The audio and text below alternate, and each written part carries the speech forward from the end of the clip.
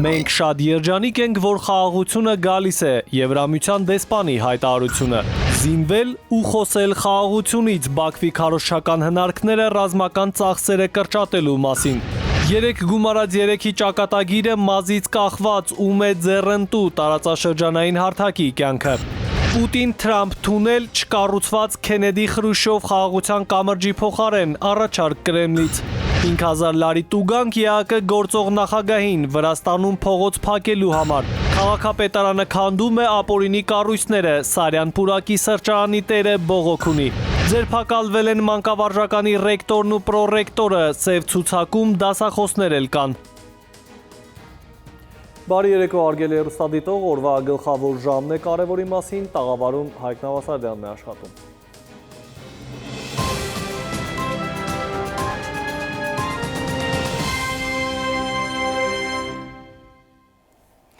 Միամիտ պետք է լինել հավատալու համար, թե Բաքուն պատրաստվում է կրճատել ռազմական բյուջեն, մասնագետները ֆիքսել են, սա հրապարակ նետված ադրբեջանական քարոզչական հերթական թեզն է, որով իբր այդ երկիրը պատրաստվում է մինչև 2030-ը 8% իջեցնել ռազմական ծախսերը։ Մատնացույց անելով Բաքվի պերմանենտ զորավարժությունները, փորձագետները նաև նկատում են, որ Միացյալ Նահանգների 907-րդ բանաձևի վերացումից հետո Ադրբեջանը այլևս ազատորեն կարող է զենք գնել նահանգներից։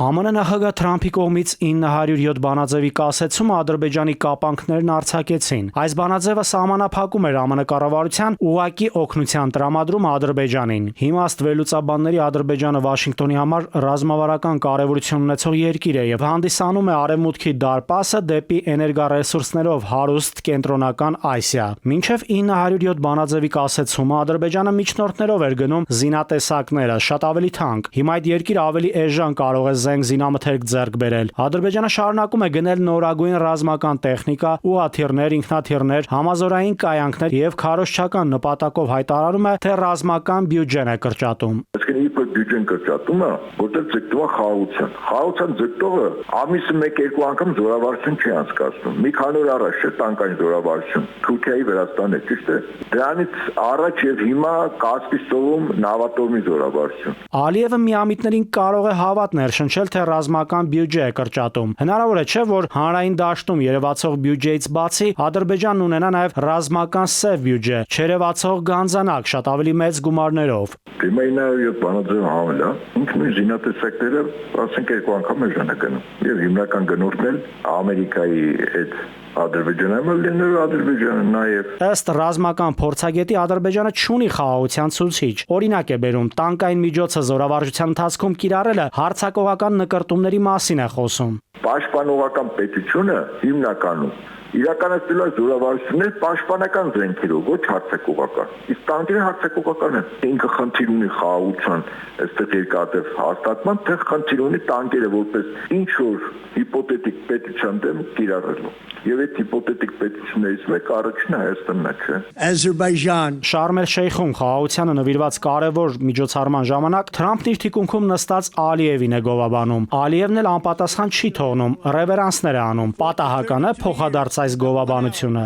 Իսկ ուզում ասի, որ այս տարածքում հարցողը դու ես, Հայաստանը հիմա մեկ գոյություն չունի։ Միացյալ Նահանգները հիմա մեկ տարածաշրջանում շատ հարցերով առաջնահերթ դիտում է, որ Ադրբեջանն է այստեղ որոշիչն է, ոչ թե Թուրքիան։ Որքան էլ Հայաստանում հայտարարեն խաղաղությունը, պատերազմ չի լինելու, ռազմական փորձագետն այնուամենայնիվ հարցնում է, ինչպես պատերազմ չի կարող լինել, երբ ամբողջ աշխարհը տուրբուլենտության մեջ է։ Ասում է, պատահական չէ, որ Ալիևը շփման գծի Հայաստանի սահմանների երկայնքով նոր զորամասեր է կառուցում։ Ինչի համար է դա անում։ Դա իր հենակետերն է, որտեղ հարձակումից առաջ զորքերա բերելու չոլի մեջտեղ չի պահելու։ Եվ եթե հանկարծ հայկական կողմը ինչ որ ուղղությամբ փորձի հակահարձակում անել այդ ուղղություններով,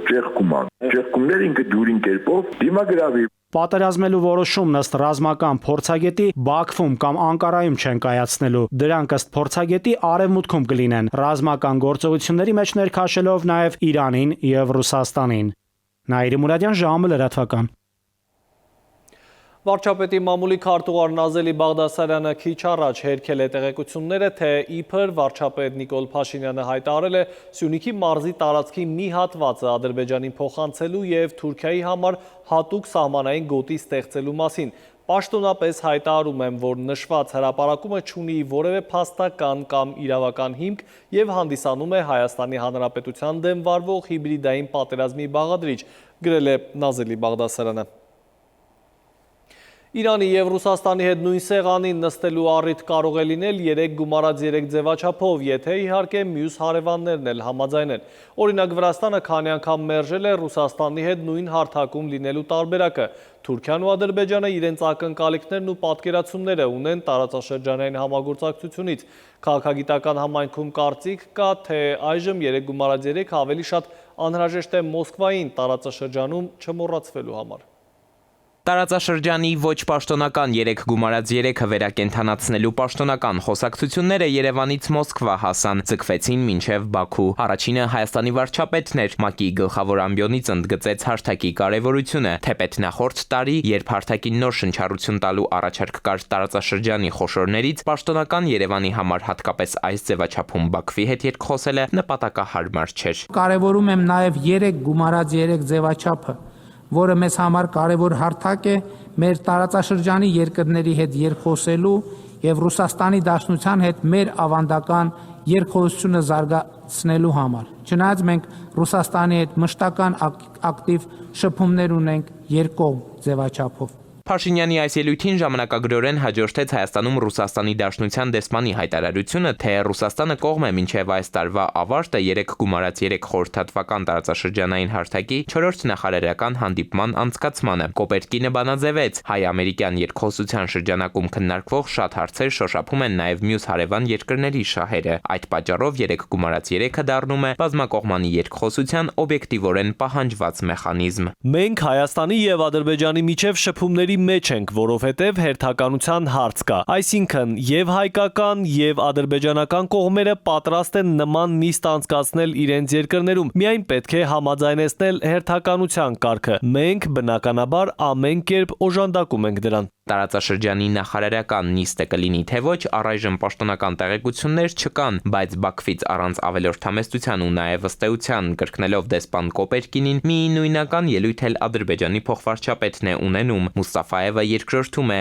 այո, տարածաշրջանային խորհրդատվական մեխանիզմի արդիականությունը ավելանում է։ Այս նախաձեռնությունը լրացնում է առկա երկկողմ եւ այլ համագործակցության ձևաչափերը, ամրապնդում է տարածաշրջանային անվտանգությունն ու կայունությունը, ինչպես նաեւ ստեղծում է տնտեսական աճի եւ առաջընթացին նոր հնարավորություններ։ Անհրաժեշտ է խրախուսել մեր երկրների միջև տնտեսական եւ առևտրային համագործակցությունը, հիմնված հավասարության եւ փոխադարձ օգուտի սկզբունքների վրա։ Պետք է շարունակել նաեւ աշխատանքը ներդրումային նախագծերի իրականացման համար բարենպաստ պայմաններ ստեղծելու ուղղությամբ։ Ներդրումային ինչ նախագծեր է ուզում ադրբեջանցու սիրտը, տնտեսական առևտրային համագործակցություն, այն դեպքում, երբ գոյություն ունեցող ստատուս քվոն օգոստոսի 8-ից հետո այնպես չէ, թե միանգամից փոխվել է։ Տարածաշրջանի թոփ նորությունն էլ Թրամփի երթուղին, որ թմբկահարում են, թե այսպես կոչված Զանգեզուրի միջանցքն է, դեռ թղթի վրա է։ Այս հարթակն ինչպես պետք է տարածաշրջանի նոր առաջընթացն ապահովի, երբ տրանսպորտային հաղորդուղիները գոնե Հայաստանի հետ շարունակում են շրջափակված մնալ։ Նկատենք նաև Մուստաֆայև պարոնի բառերը, խոսքը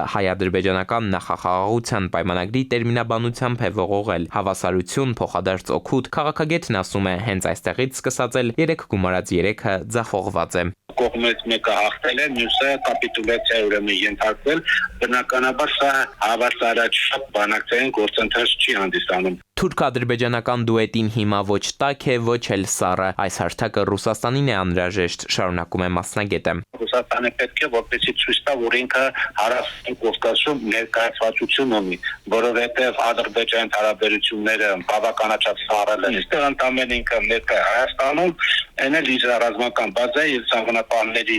արկայությամբ, որն են արդեն կամաց դուրս մղվելու վրա է։ Հայաստանն էլ բնականաբար համաձայն է ձևաչափի դա բխում է իշխող քաղաքականություն ռազմավարությունից, որ արդեն խաղաղությունը մենք Ադրբեջանի տաբե ձևաչափերով արդեն խաղաղ համակեցվում ենք։ Ինչ վերաբերում է Իրանին, ապա ըստ մասնագետի մեր հարավային հարևանն էլ այս ձևաչափի համար պահած մեծ ոգևորություն չունի ու իդեպ սա միակ 3 գումարած 3-ն է, որ մաթեմատիկորեն միանշանակ հավասար է 6-ի պատասխանը չունի։ Վրաստանի աթոռը դատարկ է։ Էդուարդ Պողոսյան, ժամը լրատվական։ Եվրամիությունը պատրաստ է իր գործիքները ներդնել Թրամփի ուղի և խաղաղության խաչմերուկ նախաձեռնությունները կյանքի կոչելու համար։ Սյունիքում լրագրողների հետ զրույցում ասել է Հայաստանում Եվրոպական միության դեսպանը Վասիլիս Մարագոսը նշել է Եվրամիությունը հետևողականորեն աջակցում է Հայաստանին իր ձևակերպմամբ ավելի ինքնիշխան դառնալու հարցում։ Իրադարձությունները և հանդիպումները, որոնք եղան Վաշինգտոնում օգոստոսի 8-ին, Եվրամիության կողմից ողջունվել են և մենք այդ օրվանից ի վեր պատրաստակամություն ենք հայտնել աջակցել այդ նախաձեռնություններին։ Մենք շատ երջանիկ ենք, որ խաղաղությունը գալիս է, շատ մանրամասներ դեռ պետք է պարզաբանվեն, բայց մենք այստեղ ենք որպես Հայաստանի, հայ ժողովրդի և Հայաստանի կառավարության հուսալի գործընկեր, որպեսզի սատարենք ձեզ այս գործընթացում։ Այժմ թողարկման երկրորդ հատվածի մասին։ Պուտին-Թրամփ թունել չկառուցված Քենեդի-Խրուշչով խաղաղության կամրջի փոխարեն առաջարկ Կրեմլից։ 5000 լարի տուգանք ԵԱՀԿ գործող նախագահին Վրաստանում փողոց փակելու համար։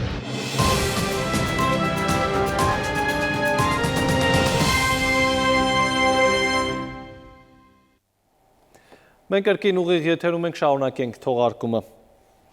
Վրաստանի ներքին գործերի նախարարությունը հաստատել է, որ 5000 լարիով տուգանել է ԵԱՀԿ գործող նախագահ Էլինա Վալտոնենին Ռուսթավելի պողոտան անօրինական փակելու համար։ Հիշեցնեմ, Վալտոնենը հոկտեմբերի 14-ին մասնակցել էր Վրաստանի խորհրդարանի դիմաց կայացած հանրահավաքին, նաև տեսաուղերձեր հրապարակել սոցիալական ցանցերում Ռուսթավելի պողոտայից։ Պաշտոնական Թբիլիսին մտահոգություն է հայտնել նրա այցի վերաբերյալ և բողոքի նոտա ուղարկել ԵԱՀԿ քարտուղարությանն ու մասնակից պետություններին։ Ռուսաստանի նախագահի հատուկ ներկայացուցիչը առաջարկում է Ռուսաստանի և Միացյալ Նահանգների միջև թունել կառուցել, որը կանցնի Բերինգի նեղուցով, խորհրդանշելով Մոսկվայի և Վաշինգտոնի միասնությունը, հիշեցնելով խաղաղության Քենեդի-Խրուշչով կամրջի նախագիծը։ Կիրիլ Դիմիտրիևը X-ի իր էջում առաջարկել է նոր նախագիծ անվանել Պուտին-Թրամփ թունել։ Ռուսաստանցի պաշտոնյայի հաշվարկով թունելը հնարավոր է կառուցել 8 տարում մոտ 8 միլիարդ դոլարով։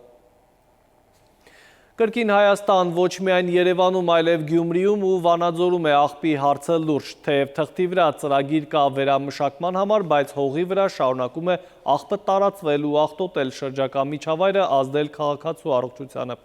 Ինչ իրավիճակ ունենք Հայաստանի մեծությամբ երկրորդ և երրորդ քաղաքներում, Քնարիկ Պետրոսյանի անդրադարձը։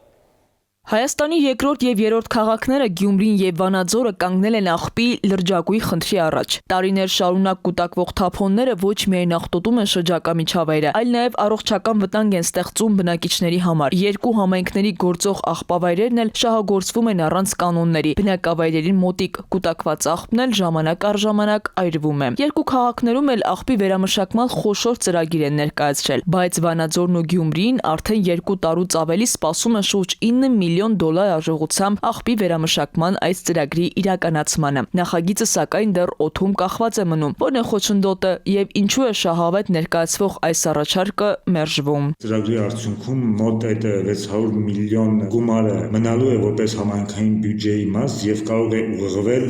այլ ծախսերի, սակայն դիզվառելիքի եւ աղբանության մեջ կապված այլ պրոցեսներից շատ ավելի հեշտ է որոշակի սև ճանապարհներով գումարներ աշխատել կոնկրետ անձանց կողմից, ինչի պատճառով իրենց համար նպատակահարմար է աղբահանության գործընթացը թողնել ինչպես որ կա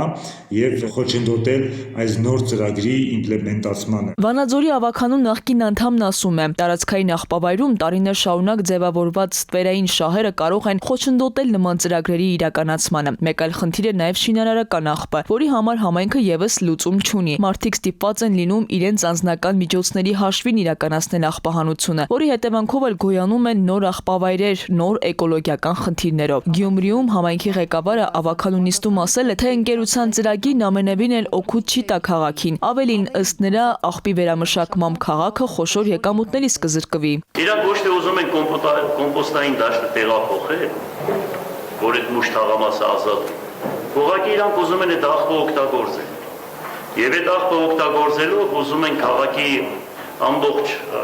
ուրեմն աղբի հետ կապված գումարները իրենք հավաքեն Եվ քաղաքապետարանը այդտեղ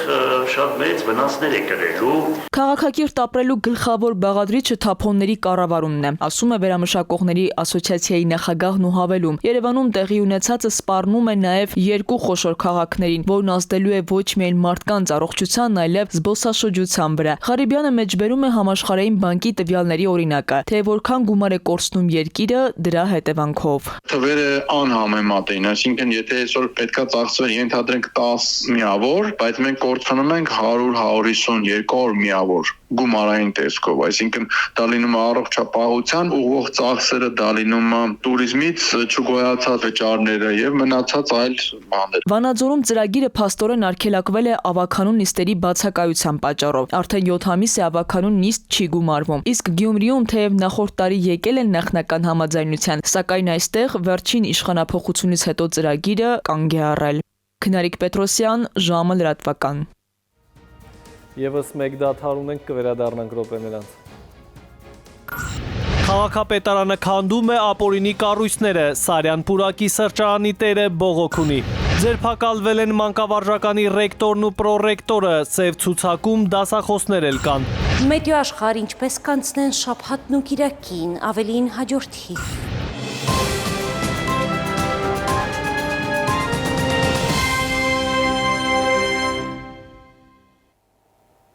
Մենք վերադարձանք, դուք դիտում եք ժամի գլխավոր թողարկումը։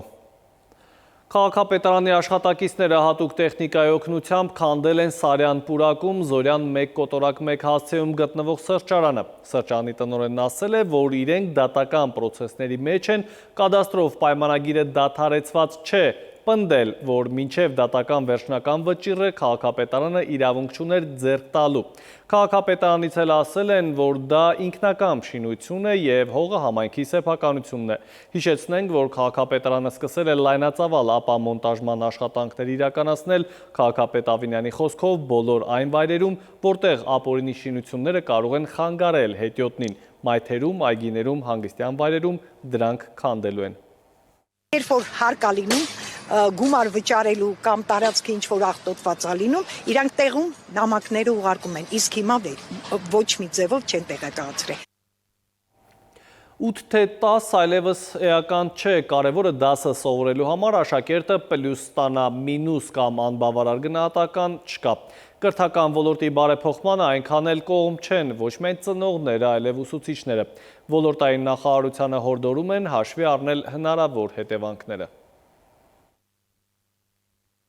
Հարգելի կրթության նախարար, որոշումներ կայացնելիս միշտ քննարկեք և ուսուցիչների և աշակերտների հետ։ Իր մտահոգությունն է հնչեցնում ուսուցիչներից մեկը, հորդորում վերադարձնել բանավոր հարցման գնահատականները, որոնք մոտիվացիա էին աշակերտների համար։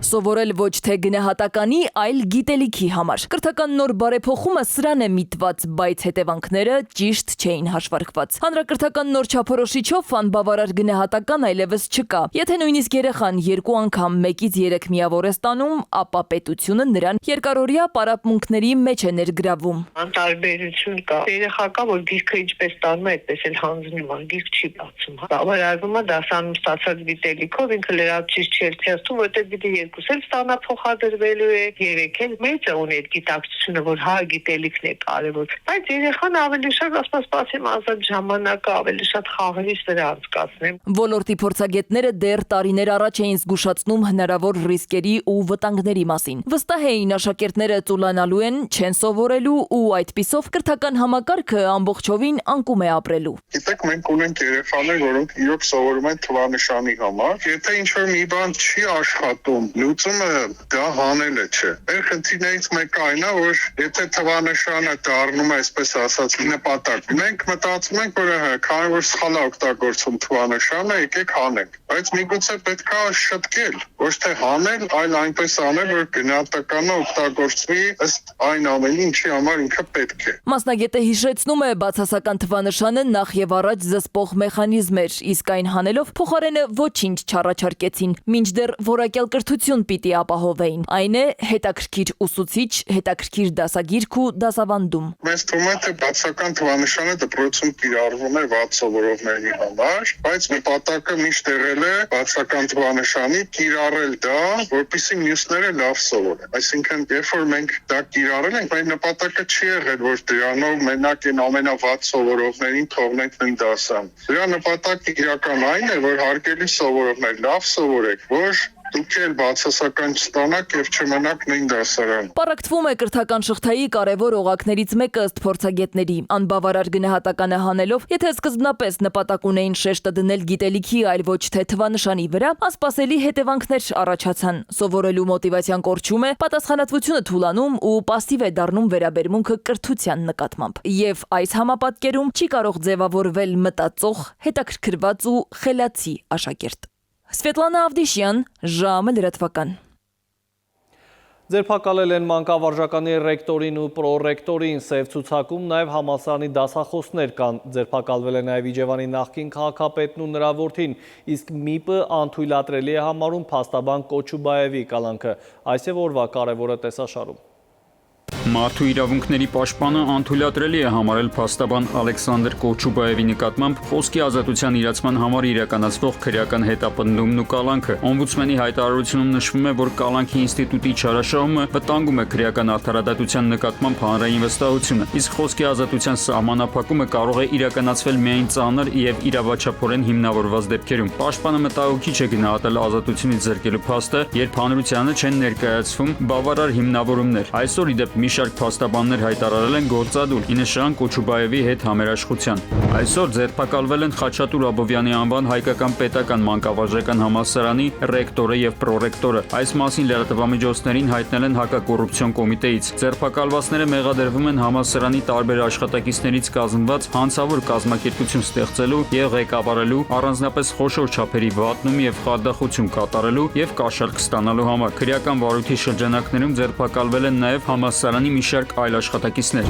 Հակակոռուպցիոն կոմիտեից հայտնել են, որ այսօր ձերբակալվել է Իջևանի նախկին քաղաքապետ Վարուժան Ներսիսյանը։ Նա մեղադրվում է փողերի լվացման եւ պաշտոնեական լիազորությունները չարաշահելու համար։ Նույն գործի շրջանակում ձերբակալվել է նաեւ նախկին քաղաքապետի որդին։ Հայաստանի պարածանրամարտի հավաքականը պատմական հաջողություն է գրանցել Կահիրեում կայացած աշխարհի առաջնությունում, նվաճելով 8 ոսկե, 5 արծաթե եւ 1 բրոնզե մեդալներ։ Մեր մարզիկները սահմանել են նաեւ 4 աշխարհի եւ 7 Եվրոպայի ռեկորդ, իսկ թիմային հաշվարկում 72 երկրների թվում զբաղեցրել են պատվավոր 3-րդ տեղը։ Հայաստանի ազգային պարալիմպիկ կոմիտեի նախագահն այս արդյունքը համարել է փայլուն հաղթանակ։ Գլխավոր մարզիչ Գևորգ Հովհաննիսյանը նշել է, որ ընդամենը 4 տարի առաջ հավաքականն ուներ 1-2 մարզիկ, սակայն ջանադրության եւ նվիրված աշխատանքի շնորհիվ թիմը հասել է այս մակարդակին հաղթահարելով բազմաթիվ դժվարություններ։ Արմեն Նաթալյան, ժամը լրատվական։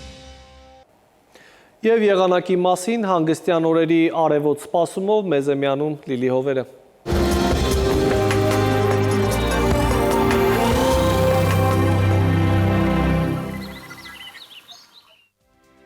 Բարի երեկո, եղանակի տեսության հովանավորն է Ֆերոսի ապրանքանիշը, իր հուսալի անվտանգ գերխնայող գազի կաթսաներով։ Դրանք պաշտոնապես ներկայացված են էքստերիեր խանութ սրահներում, Ֆերոսի եղանակ ստեղծող կաթսաներ, Մետեոաշխարհ նախ Հայաստան։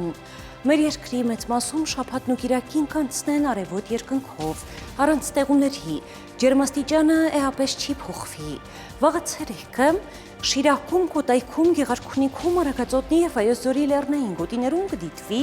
14-ից 18 աստիճան։ Վայոց ձորի եւ Արագածոտնի նախալեռներում կանխատեսվել է 18-ից 24, Լոռիում 15-ից 18, Տավուշում 18-ից 21 աստիճան, Արարատում, Արմավիրում կդիտվի 21-ից 24, Սյունիքի հովտային գոտիներում կանխատեսվել է 18-ից 22, Սյունիքի նախալեռներում 14-ից 18 աստիճան։ Երևանում շաբաթն ու կիրակին կանցնեն առանց ստեղումների։ Այս գիշեր սպասվում է 6-ից 8, ցերեկը 21-ից 23, երեկոյան 13-ից 15 աստիճան։ Հարգելի հեռուստադիտող, այսքանով ավարտված է ժամի գլխավոր թողարկումը, խաղաղ գիշեր եւ բարի հանգստյան օրեր եմ մաղթում։